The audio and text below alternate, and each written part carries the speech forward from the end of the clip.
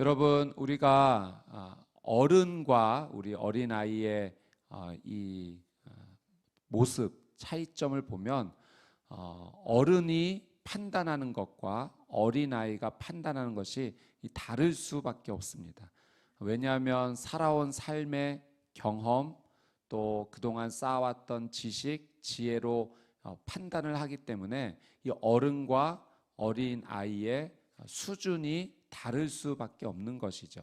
그래서 아직 어렸을 때는 모든 것을 다 잘 판단하지 못합니다. 그러나 점점 자라나면서 배우게 되고 익히게 되고, 그래서 그 오랜 시간의 경험이 쌓이게 되면 나중에는 잘 판단할 수 있는 상황이 되는 거죠. 여러분, 마찬가지로 이 어른과 어린 아이의 수준이 좀 다른 것처럼 우리 인간과 하나님과의 이 수준은 너무나 큰 차이가 있습니다. 여러분, 우리의 수준으로는 하나님의 모든 뜻, 하나님의 방향을 우리가 다 이해할 수 없습니다. 그래서 우리가 이 하나님의 뜻을 깨닫고 알고 살아갈 수만 있다면 그것은 우리에게 있어서는 너무나 큰 유익이 되는 거죠. 원래 우리가 가진 유한한 한계적인 삶이 있기 때문에 우리의 힘과 노력으로는 다 깨달을 수 없었던 것들을 만약 우리가 하나님의 뜻을 깨달아 아는 삶이 된다면 하나님의 그 뜻을 알아가는 수준으로까지 우리는 올라갈 수가 있습니다. 오늘 바울은 우리가 그 하나님의 수준까지 올라갈 수 있는, 그런 하나님의 은혜를 받을 수 있는 방법이 있다, 우리에게 가르쳐 주고 있습니다. 우리 10절 말씀을 같이 한번 보도록 하겠습니다. 10절 같이 한번 읽어보겠습니다. 시작. 하나님께서는 성령을 통해 이것을 우리에게 깨달아 알게 해주셨습니다. 성령께서는 모든 것, 곧 하나님의 깊은 것들까지도 자세히 살피시는 분이십니다. 여러분, 하나님의 깊은 것, 그 깊은 마음의 뜻까지 다 이해하고 알 수 있는 분이 계시다라고 바울은 이야기합니다. 그분이 누구십니까? 성령님. 성령님께서는 하나님의 깊은 것까지 다 이해하고 알고 계시다. 그분이 바로 성령님이시다라고 이야기합니다. 우리 11절 말씀도 한번 이어서 한번 보도록 하겠습니다. 11절 말씀 시작. 만일 사람 속에 있는 그 사람의 영이 아니면 누가 그 사람의 생각을 알 수 있겠습니까? 이와 마찬가지로 하나님의 영이 아니면 아무도 하나님의 생각을 알 수 없습니다. 여러분, 바울이 이 사람의 사람의 깊은 것까지도 알 수 있는 것은 그 사람의 영만, 그 사람의 깊은 속까지 다 알 수 있다라고 이야기합니다. 마찬가지로 하나님의 깊은 것까지 다 알 수 있는 분은 바로 성령님밖에 없다, 하나님의 영밖에 없다라고 말합니다. 그래서 여러분, 우리가 삶을 살아가면서 하나님의 뜻, 하나님의 지혜를 알고자 한다면 우리는 성령님의 도움을 반드시 받아야 됩니다. 성령님을 통하지 않고서는 하나님의 깊은 것까지 우리는 알 길이 없어요.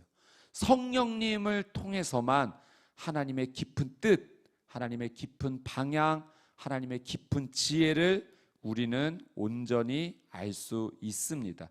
그래서 우리는 무엇을 간구해야 되는가? 우리 안에 성령님으로 충만해지기를 우리는 간구해야 됩니다. 우리가 성령님으로 충만해질 때 비로소 우리는 원래 유한해서 하나님의 뜻을 전혀 알 수 없는 수준이었지만 성령님으로 말미암아 우리가 충만해지면 성령님의 도움을 받아서 하나님의 지혜와 뜻을 우리는 깨닫고 알 수 있게 됩니다. 하나님께서 원하시는 것이 무엇인지, 하나님께서 기뻐하시는 것이 무엇인지, 하나님께서 그토록 바라시는 선한 것이 무엇인지를 우리는 분별하게 된다는 거예요. 원래는 우리는 그런 존재는 아닙니다. 전혀 알 길이 없어요. 그러나 성령님의 도움을 받으면 하나님의 원하시는 것을 우리는 알게 돼요. 그래서 우리는 날마다 성령님의 임재를 간구해야 됩니다. 근데 하나님께서 우리에게 약속해 주신 것이 하나 있어요. 누가복음 11장 13절 말씀 같이 한번 읽어보도록 하겠습니다. 시작. 너희가 악할지라도 좋은 것을 자식에게 줄 알거든 하물며 너희 하늘 아버지께서 구하는 자에게 성령을 주시지 않겠느냐 하시니라. 하나님 아버지께서 우리에게 성령님을 주시겠다라고 약속하셨어요. 어떤 자에게? 구하는 자에게. 여러분, 우리가 기도하면, 하나님께 간구하면 우리에게 성령님을 보내주시겠다 하나님께서 약속하셨습니다. 여러분, 우리가 성령님으로 충만해질 수 있는 길은 그래서 하나예요. 하나님께 간구하는 겁니다. 기도하는 겁니다. 여러분, 우리가 기도하면, 오늘 이 하루 기도하며 성령님으로 충만해지기를 원하며 하나님 앞에 나간다면 하나님께서 우리에게 성령님을 보내주실 줄 믿습니다. 여러분, 그래서 오늘 우리 회개 기도하는 삶을 살아야 돼요. 성령님께서 임재하실 때 죄가 가득한 곳에 임하실 수 없기 때문에 여러분, 우리가 어떤 기도를 해야 되는가? 회개 기도해야 됩니다. 하나님, 내가 알고 깨달아지는 이런 부분에 있어서 하나님께 회개합니다. 다시는 이런 죄 짓지 않겠습니다. 하나님께 회개해야 될 것이고, 혹여 내가 깨닫지 못하는 것이 있다면 깨닫게 해주시고 고백하게 하시고 돌이키게 해주십시오. 하나님께 도움을 구해야 됩니다. 또한 하나님을 찬양하는 기도, 경배하는 기도를 우리는 해야 됩니다. 하나님을 높이며 하나님을 우러러보며 그 하나님을 향해 두 손 들고 나아갈 때 하나님께서는 우리를 기뻐하시며 우리의 삶 가운데 임재해 주시죠. 또한 우리는 무슨 기도를 해야 되는가? 하나님께 순종하겠다라는 기도를 해야 됩니다. 성령님께서 내 삶 가운데 임재하여 주셔서 내 삶을 이끌어 주십시오. 그리고 나는 성령님께 온전히 순종하며 따라가는 삶이 되겠습니다.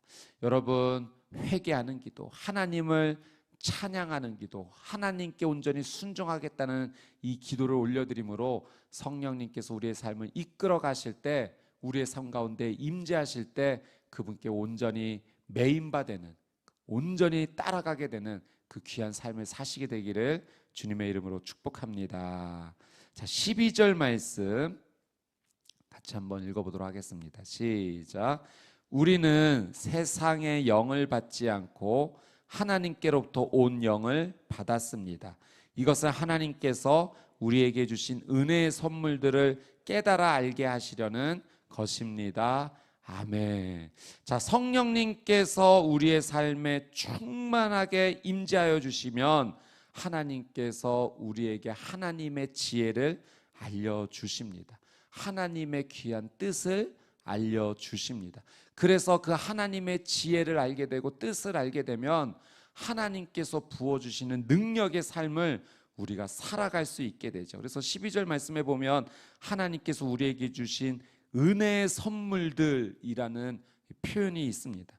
여러분, 하나님께서 우리에게 주신 은혜의 선물들이란 구원을 포함한, 영원한 생명을 살아가는 그 은혜를 포함한 여러 가지 하나님께서 주시는 풍성한 은혜들입니다. 여러분, 성경을 보면 이 성령님으로 충만한 인생을 살아서 하나님께서 주신 그 은혜들을 누린 사람들이 있어요. 요셉이 그러합니다. 여러분, 요셉이 너무나 어렵고 힘든 삶을 살았지만 그는 그 가운데 하나님을 경배하고 하나님을 구하며 살았던 성령 충만한 사람입니다. 그래서 요셉에게 하나님께서 어떤 선물들을 주셨습니까? 꿈을 해석할 수 있는, 깨달아 알 수 있는 그 선물을 주셨어요. 그래서 여러분, 바로가 꿈을 꾸었을 때, 요셉이 그 꿈을 듣게 되었을 때 바로 그 자리에서 그 꿈의 의미가 무엇인지 알게 되었죠. 아, 이 땅에, 애굽 땅과 그 주변 전 지역에 7년 동안 풍년이 일어날 것이고 그 이후에는 7년 동안 이제까지 보지 못했던 흉년이 오게 될 것이다라는 하나님의 뜻을 요셉이 깨닫게 됩니다. 여러분, 요셉이 연구하고 분석하고 노력해서 그 꿈의 의미를 알았는가? 그렇지 않아요. 그냥 꿈을 듣는 즉시 그냥 하나님께서 깨달아 알게 해주신 것입니다. 성령 충만한 자에게 주시는 이 놀라운 은혜인 거죠. 요셉만 그러했는가? 여러분 다니엘을 보면 이 다니엘도 그런 하나님의 놀라운 은혜를 누리는 것을 보게 됩니다. 바벨론의 느부갓네살 왕이 꿈을 꾸게 돼요. 그런데 그 꿈을 꾸는데 영 불편해서 도저히 잠을 이루지 못합니다. 근데 이 느부갓네살 왕이 좀 괴팍한 것 같아요. 그 바벨론 지역의 지혜자들에게 꿈을 해석하라고 말하는데 어떻게 말하냐면 내가 꾼 꿈을 말하지는 않겠다. 그러나 내가 꾼 꿈을 너희들이 말하고 해석하라. 그렇지 않으면 너희들 내가 죽이겠다라는 엄청난 말을 합니다. 그래서 바벨론의 지혜자들이 말씀해 주십시오. 그러면 우리가 노력을 해서 어떤 의미인지 좀 알려드리겠습니다. 근데 절대 그 꿈을 이야기하잖아요. 그래서 바벨론의 지혜자들이 죽어가는 가운데 이 다니엘과 다니엘의 세 친구도 이 죽음의 위협 앞에 놓이게 된 거죠. 이때 다니엘이 어떤 결단을 하는가? 우리 다니엘 2장 18절 19절 말씀 같이 한번 읽어보도록 하겠습니다. 시작. 다니엘은 친구들에게 그와 친구들이 바벨론의 다른 지혜자들과 함께 죽임을 당하지 않도록 이 알 수 없는 문제를 앞에 놓고 하늘에 계신 하나님께 기도하자고 했습니다. 그날 밤 다니엘은 자기에게 나타난 환상을 보고 그 비밀을 알았습니다. 다니엘은 하늘의 하나님을 찬양했습니다. 여러분, 이 엄청난 어려움 앞에서 도저히 인간의 능력으로는 해결할 수 없는 문제입니다. 유한한 인간으로는 도저히 알 수 없는 그 문제 앞에 다니엘과 그의 세 친구가 함께 하나님께 기도했어요. 기도했을 때 하나님께서 성령님으로 충만히 임재해 주신 겁니다. 그래서 환상을 보고 느부갓네살 왕이 꾼 꿈이 이런 꿈이구나, 하나님께서 가르쳐 주신 거고 그 뜻의 의미가 무엇인지도 알려주신 것이죠.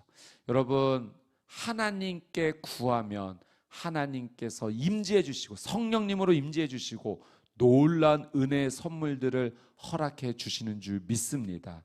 그러면 유한한 인간은 전능하신 하나님의 능력을 힘입어 살아가는 존재가 되는 것입니다. 하나님께서 구하라고 하셨어요. 구하는 자에게 성령을 보내주시겠다. 그리고 하나님의 지혜와 뜻을 알려주시겠다 약속하셨습니다. 오늘 여러분의 귀한 삶이 하나님께 이 은혜를 구하며 성령 충만히 살아가는 귀한 삶이 되시기를 주님의 이름으로 축복합니다. 또 오늘 이 새벽 예배 우리 귀한 자녀들 이렇게 함께 했는데 우리 자녀들 축복합니다. 성령 충만한 하나님 사람 되어서 요셉처럼 다니엘처럼 하나님께 귀하게 쓰임받는 귀한 하나님의 사람들 되기를 주님의 이름으로 축복합니다. 아멘. 자, 14절 말씀 같이 한번 읽어보도록 하겠습니다. 시작. 육에 속한 사람은 하나님의 영적인 일들을 받아들이지 않습니다. 그에게는 이런 것이 어리석고 이해할 수 없는 일들입니다.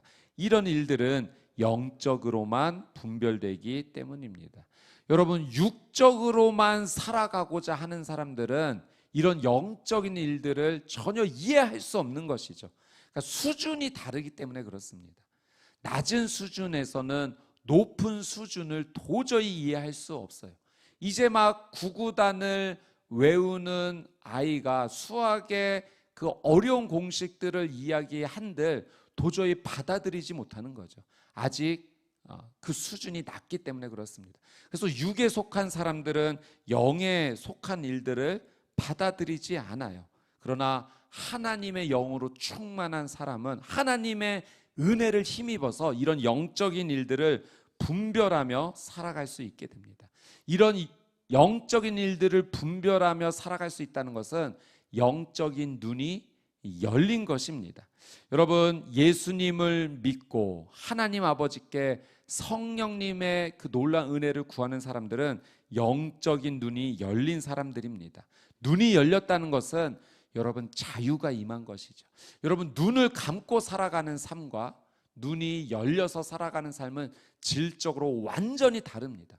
정말 하늘과 땅의 차이인 거죠. 우리가 영적인 눈이 감겨서 살아가는 삶과 영적인 눈이 열려서 살아가는 삶은 완전히 다릅니다. 눈이 열렸다는 것은 자유가 임하는 것이고요, 평강이 임하는 것입니다. 두렵지 않은 거예요.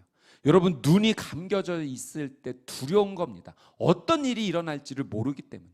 그러나 눈이 열리면 똑똑히 볼 수 있고 깨달을 수 있는 거죠. 그래서 우리가 하나님께 간구할 것은, 하나님, 나의 영적인 눈이 열리게 해 주십시오. 여러분, 성령 충만을 구하는 은혜가 바로 그런 은혜입니다.